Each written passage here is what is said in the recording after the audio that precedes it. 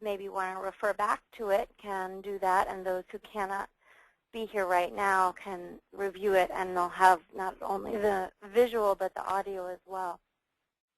So I'll make my slideshow work. Melissa, could you give us quick instructions on how to find your slideshow? I have not been able to see where I would link in. Well, when you log into the webinar, you should see it. It should just be there. I'm trying to think of how. Let's see. Well, don't worry. If others are, why don't you go ahead? But you're logged into the webinar online? No, I apparently am only logged into the meeting wizard with the phone number. Oh. So if you go back to the email I sent you, I think yesterday, I sent kind of a reminder, and it had the web link to get into the webinar, and it had a access code. Do you see that? No, I'm sorry to say.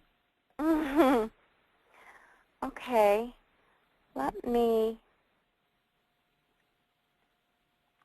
I can pause the screenshot for a second so I can get to my email and I can forward it to you. But it should be in the email I sent you yesterday. Yeah, last night. I'm looking at that. Oh, last night. Perhaps there's another. Last night, yep. Let me check. There was an earlier one. I resent the information last night.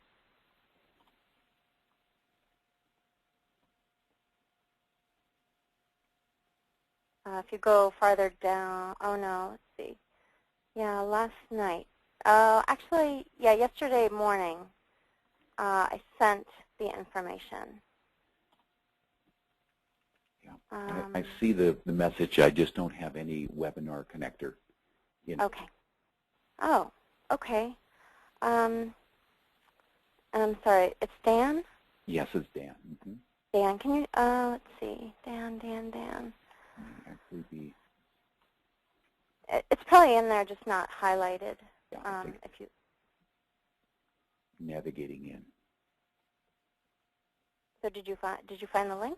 I believe so. We'll see. Okay. If it actually comes up. You go ahead now. Okay. Okay. Great. So I am showing my screen again. Welcome back. And just to introduce myself, I've spoken to some of you on the phone. My name is Melissa Levy. I'm a senior associate at Yellowwood Associates. We're a small consulting firm in Northwest Vermont.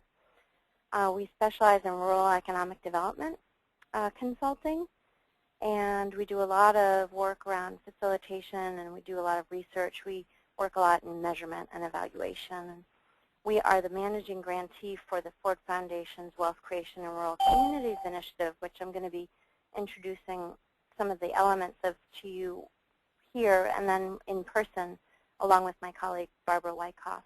And so as part of that work, I've been working with grantees of the Ford Foundation and now the Walton Foundation, actually, in the lower Mississippi River Delta on coaching them around the approach and also on measurement. So moving on. What is the wealth creation approach? This is something that we at Yellowwood developed along with the Ford Foundation over the past 4 or 5 years. We have grantees on the ground in 3 regions of the United States, including Central Appalachia, the Deep South, and the Texas-Mexico border region.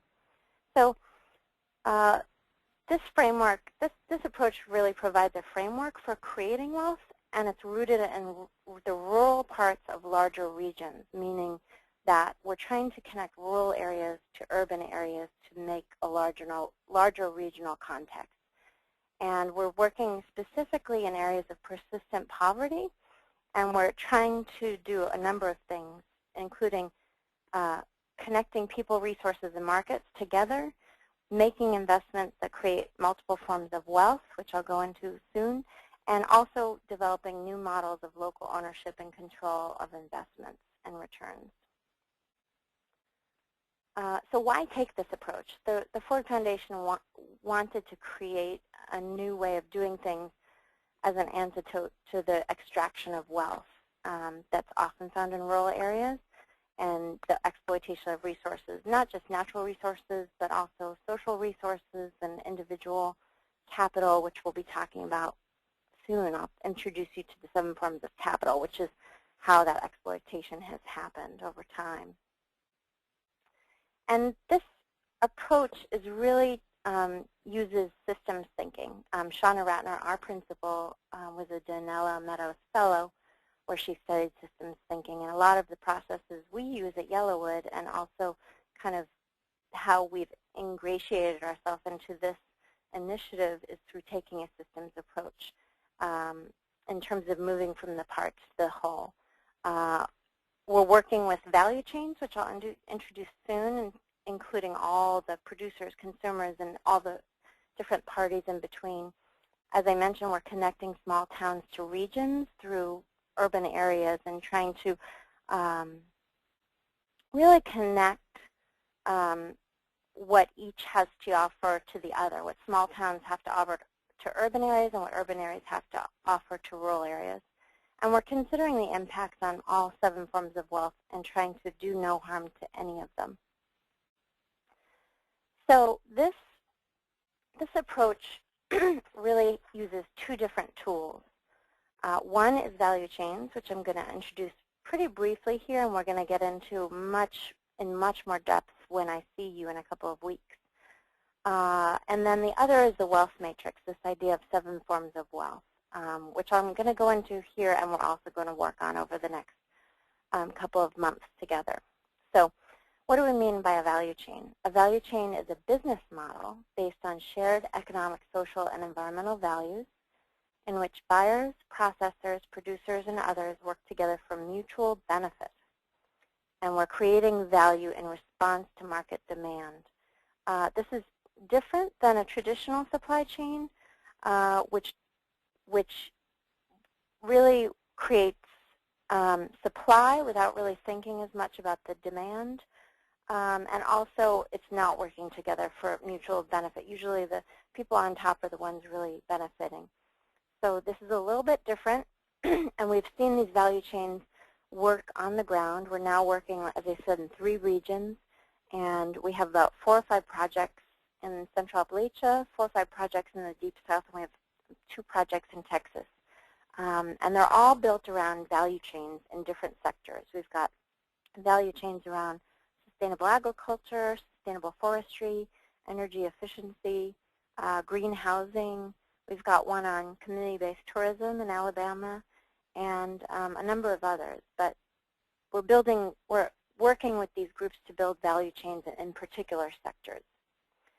So what do we mean by wealth? This is the other component in terms of the wealth matrix, which I'll show you briefly soon.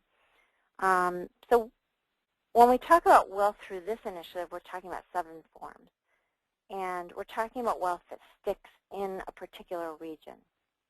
So I'm going to introduce you to the 7 forms briefly, but I can also send you a piece that goes into them in more depth, and I will do that. So intellectual capital is the stock of knowledge, innovation, and creativity in a region, so new ideas, new inventions, new ways of doing things.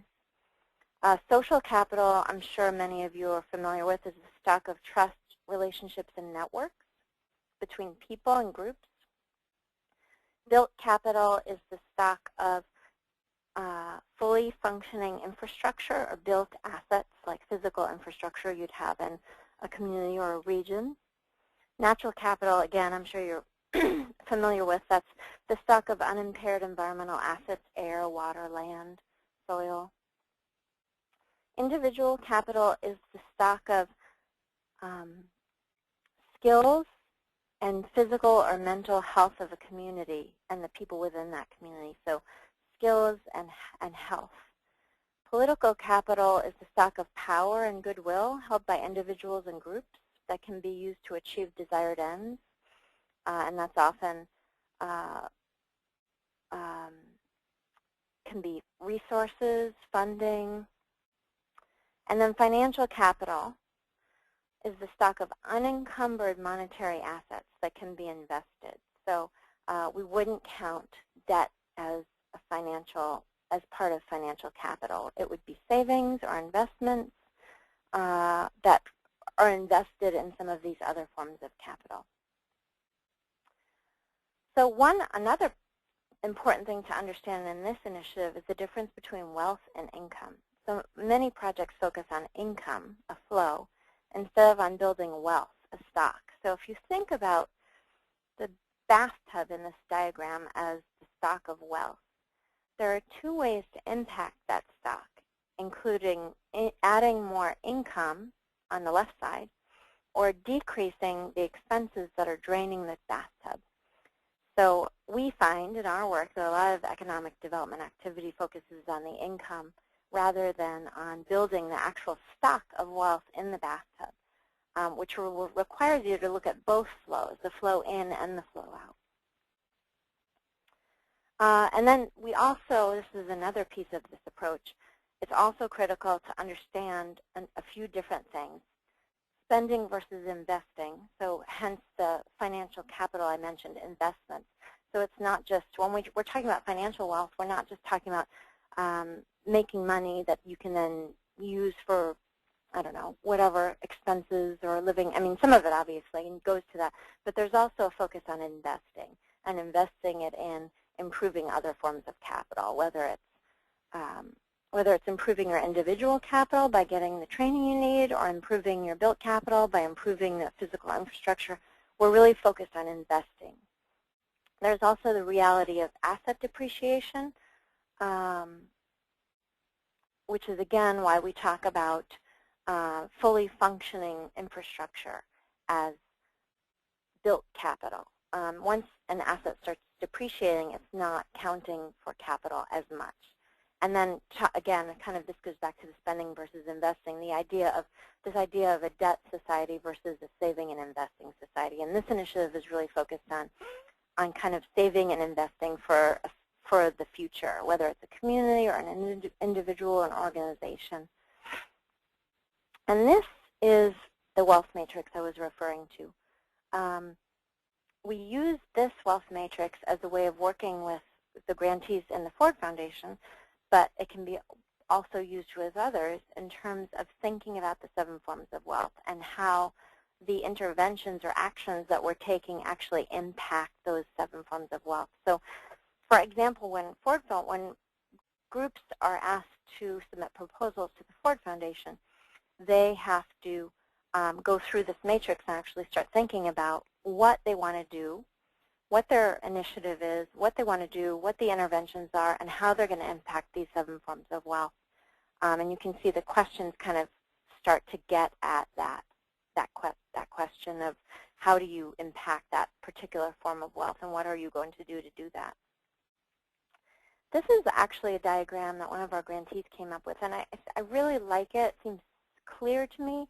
And what it's trying to show is that these multiple interventions, you can see the different colored interventions, each of our grantees has probably 3 or 4 interventions that they use to move their initiative forward. And those initiatives are really working to impact the progression from a supply chain to a value chain. And the results are impacts on those 7 forms of wealth. Now, not all value chains start as supply chains. Some of the groups we're working with are actually just creating value chains by bringing together a number of different partners. And then some are working to change supply chains into value chains by, again, responding to demand and also making sure that people are partnering for mutual benefit. And then this is kind of a further a little further detail of the wealth matrix that we use. So when we're working with grantees, we're really trying to help them figure out how the interventions they're choosing are impacting different forms of wealth. And then we're working with them on indicators and then measures, and we're helping them measure baselines and think about the methodology they're using to do that. What we're finding is that one intervention is not going to make an impact on 7 forms of wealth. So we really try to encourage our groups to think about again, a few interventions that can collectively impact all 7 forms of wealth. So one intervention might only impact 2 or 3, and then another one may impact also 2 or 3. But as a collection of interventions, they are expected to impact all 7 forms. And then we help them with measurement. We help them to think about indicators and measures, and they're asked to measure baselines at the beginning of their initiatives and then at the end. And so we're going to be doing some work with you guys on measurement too, probably not until the June workshop, in terms of how to measure impacts. Anybody have any questions that I can answer? Okay. Will we actually get a copy of your PowerPoint? Because I was not able to copy down some of these ideas. Yeah, yes, you will. I will send the PowerPoint, and I am also recording this so that you have it with the audio as well. And for those who can't make it, they can kind of review it on their own time. So thank you. And then I just have a few more things to share with you, and then I'm happy to really kind of answer any other questions that you guys might have. I really kind of just wanted to give you a really quick overview of kind of this approach and get you started thinking about how it might apply to what you're doing. So the next thing I wanted to talk about is this idea of value propositions. And this is another concept that's really inherent to this approach. And so a value proposition is a statement supported by evidence of the value to a non-low wealth and our non-rural place of investment in a low wealth rural place. So it's really what's in it for me. That's what it is. I mean, that's a little convoluted. But the reality is, how do you engage partners in a way where everyone benefits? And how do you get them to engage and see the value of collaborating with you? So the example here, and actually I see a lot of parallels between this example and what I was hearing as I've been starting to have conversations with you folks, is there's this Catskill watershed. I don't know if it's an alliance or I'm not sure of the exact name of the organization. But basically, they have investment, quite a bit of investment. I would think a majority of their investment comes from New York City, the actual city. They invest in watershed protection in the Catskills to avoid the cost of a new water treatment plant and to keep the quality of the water in New York City, which comes from the Catskills and the Hudson River, keeps it drinkable. So New York City has made the value proposition. New York City sees the value of investing in this particular organization that works on watershed protection because it benefits New York City's water in the end. And so that's a really great example of a value proposition. And that is how we help our grantees and those other organizations we work with to think about engaging partners. It's really about engaging partners who see value. It's not just collaborating because it feels good. It's not a charitable thing. It's about actually engaging partners who see value. And so I wanted to bring this up because this is going to be, how part of your homework, and I'll introduce that soon. But as we encourage our groups to engage new partners, we really try to get them to think ahead about what those value propositions are. Why should this particular partner care about collaborating with me? What's in it for them? How does it improve their bottom line or their mission or their goals? And so this is, again, getting into this idea of collaborating for mutual benefit. It's really building on shared values. How do my values and your values, how are they similar and why should we work together? Values-based demand. What's the demand that we're really trying to meet, and how does that relate to our values and your values? And then making these rural and urban connections. There's really, this is something I really, again, it's the New York City Catskill thing, is what does rural America have that urban America needs, and vice versa. There are things that rural areas provide to urban areas, and there are things that urban areas provide to rural areas. So making those connections in terms of collaboration can be very beneficial for both sides. And how do we sort that out? And some of our grantees are doing that right now in terms of meeting demand from urban areas. For example, one of our grantees is in Ohio Rural Action. They're doing a sustainable forestry initiative value chain, and the supply is obviously in rural areas of the wood that they're trying to sell, but the demand that they're trying to meet is from urban areas, from architects and builders, and so that's kind of another example. Like, how do those architects and builders help to make sure that they get the supply that they need? So I just want to kind of run through these principles, which we've talked a little bit. I think we've talked about just about all of them, but I want to kind of go over them real quick just so you understand kind of what's behind this approach and where we're going. So again, wealth is created in 6 and low wealth rural areas. It's tied to place by these value chains, which are developed within particular sectors. And I think all of your sectors, some of your sectors are similar, and some of you have different sectors. And I'm looking forward to learning more about all of them. It's demand-driven, so we're not just supplying something that nobody wants. We're actually supplying something that is being demanded. And then measurement is really integrated into the entire process. And it's not just an afterthought. It's actually used as a planning tool. So that matrix I showed you with the intervention and the indicator and measure, that is actually used as a planning tool at the beginning of the process. So we lay out the interventions and how we're going to measure them before we do anything. And then when we measure them, it actually can help us figure out if it's working. And then if not, do we have to shift our interventions a bit? And then I already mentioned investment, which fuels the wealth creation. And then being, this approach really is flexible. Like I said, as we measure things, we realize what interventions work and which ones don't. Some of our grantees will try something, and when they measure, they realize it doesn't work, and they have to kind of shift gears. And so in this particular initiative with the Ford Foundation, our grantees commit to outcomes, but they don't really commit to action. They can shift their actions in whatever the way they need to get to the outcomes that they want. Okay, so I want to bring it back to the Verde Valley. So the questions I wanted to ask, and to kind of set up kind of your homework, is, we're talking about, if we're talking about value propositions, who cares? Who are the groups that care about this river, and what are your goals for the river? And obviously, each of you in your particular organizations have potentially similar goals, but maybe with some different.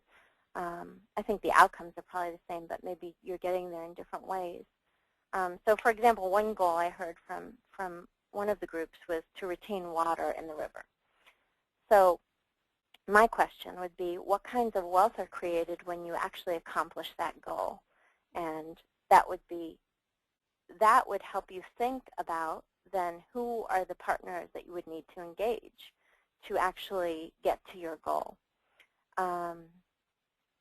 So we do want to invest in the river to produce more value or wealth. And then in terms of engaging partners, who are the partners that find that kind of goal attractive? Like, how does it affect them? And so I kind of wanted to bring it back around to the region that you all are in and start thinking about this big picture. Who are the kinds of partners we might want to engage to get to our goals?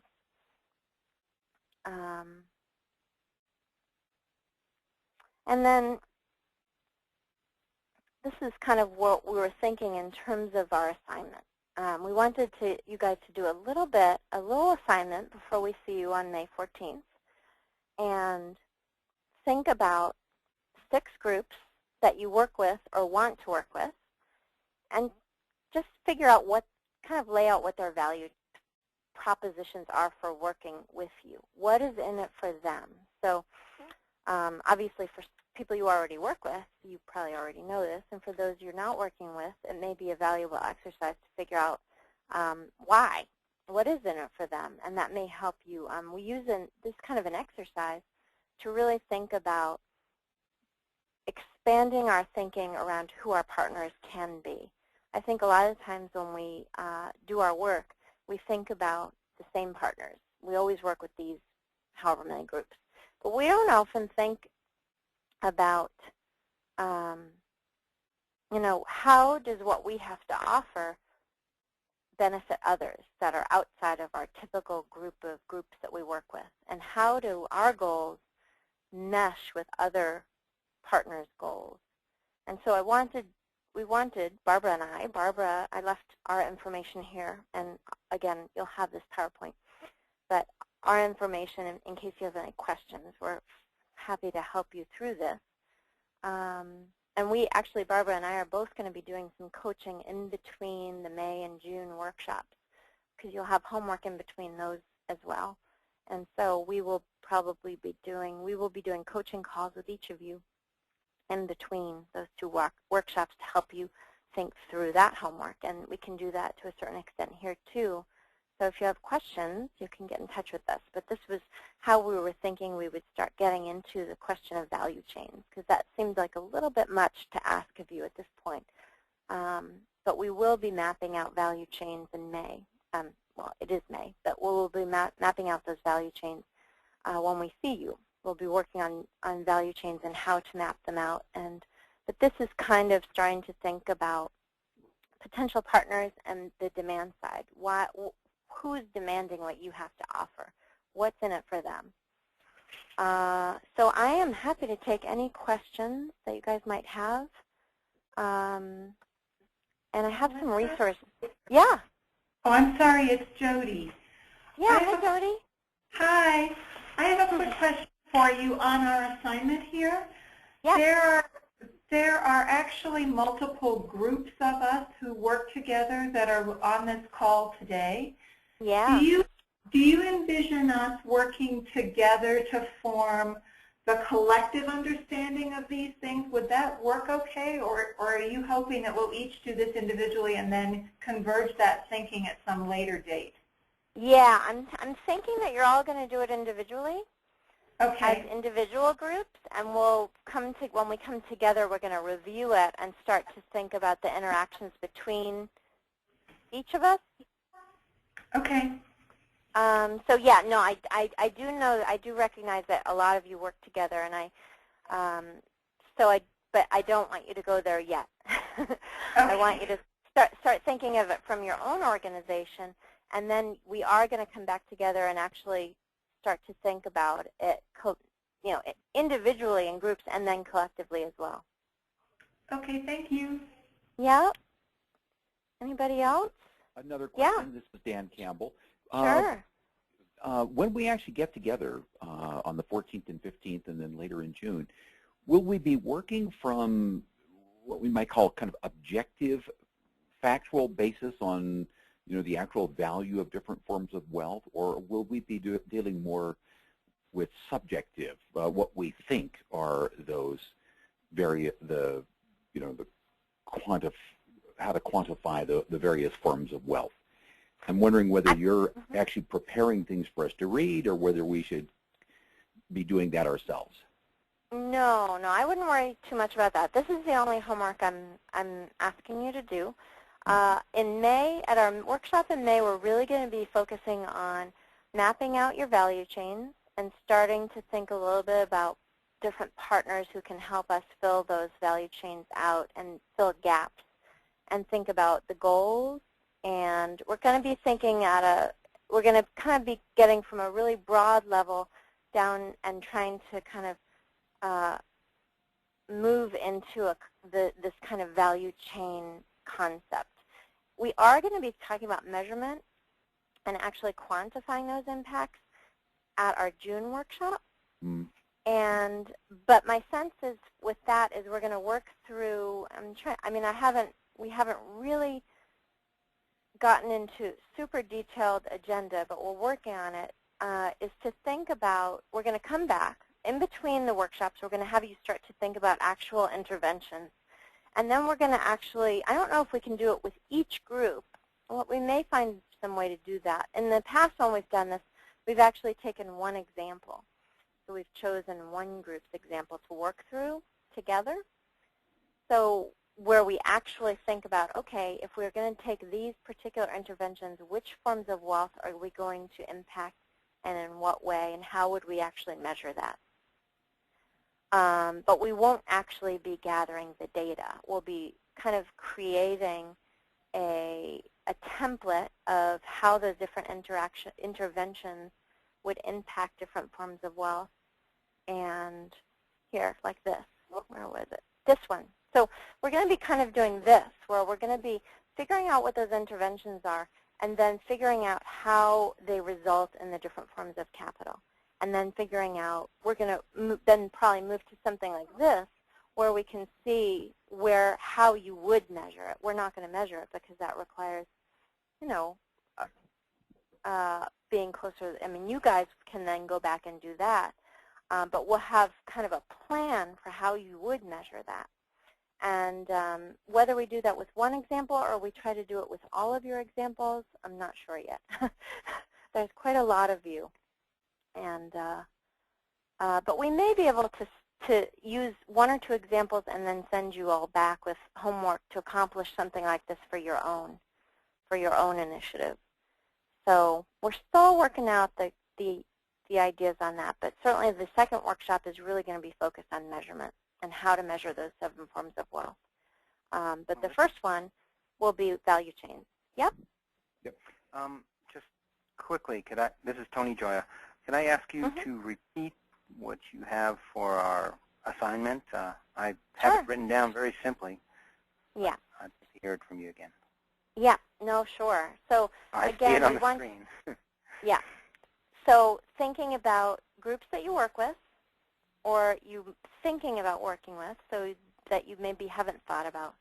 So I guess what I'm trying to get you guys to think about is thinking about potential partners in a different way. So thinking about who may be interested in the outcomes that you are trying to produce. Of course. And so that is sort of the value proposition. What is in it for them? The things that you want to do, who are the partners that will react favorably to those outcomes and can see it in their self-interest to work with you? Does that make more sense? Oh, it's very simple. I just wanted to make sure I didn't miss any details of that very assignment. So for example, it's a concept we work under often. Good. Well, yeah. And the other thing I wanted to say is, I think the pieces of this are not new, and I'm sure you're familiar with them. It's just the way that we have started to kind of put them together seems a little bit new in terms of the value chains and these different forms of wealth and thinking about demand, the demand side. So yeah, so like the example I used with New York City and the Catskill watershed, that's a value proposition. So the Catskill watershed was like, oh, well, our water flows into New York City. They should care where it's coming from, and so that was their value proposition to work with the city of New York. So so kind of, you know, the group and why they are interested, why they should be interested, what's in it for them in working with you on your initiative. Any other questions I can answer? Thank you. No problem. And again, I know this is some of this is probably old hat and some may be new, and I really am happy to answer any questions, you know, over the next couple of weeks until we see you. And then we will see you. I believe the workshops are scheduled for each of those afternoons. I think like 1 to 5:30 is what I'm operating under, the assumption I'm operating under on the 14th and on the 15th. And Barbara and I, this is something I can't promise, but we were thinking, and I'll just put it out there, that what's going to happen is between the 14th and 15th, there's also going to be homework. Not obscene homework, but a little homework in between days so we can kind of move forward the next day.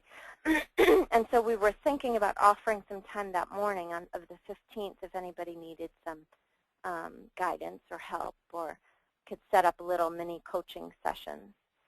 So we haven't worked out the details of that, but it was something that we were considering since we have that morning with nothing to do to actually make ourselves available in case anybody wanted to kind of talk through their homework or their value chain or whatever. So, and yeah, so I'm really looking very forward to meeting all of you in person, and I have some more calls to make with some of you to learn more about what you're up to, and I'm in the process of doing that. I've had a pretty crazy few weeks, so I apologize that has taken as long as it has. Oh, and here are some, I wanted to show you these websites too, which may provide you a little more, I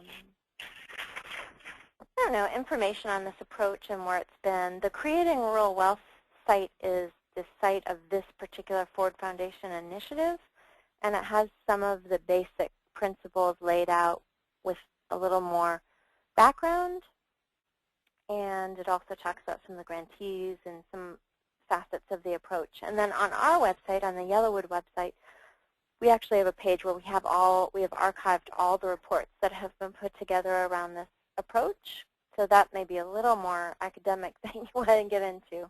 They're not all very academic, but some of them are fairly detailed. So if it's something that you feel like you want to get into more, that'd be a good place to go. And then there is this national community of practice that you can join, and there's conversation happening around this approach. There was a conference last October that was put on by the Ford Foundation and by the U.S. Department of Agriculture, their Economic Research Service, where researchers and policymakers and practitioners from around the country came together to talk about this approach. And so the conversation has continued on this community of practice, if anyone's interested. And my information, if anybody needs to get in touch with me, again, I'm really more than happy to kind of go into this more and answer questions. And we have time now. I can answer any other questions you guys might have too.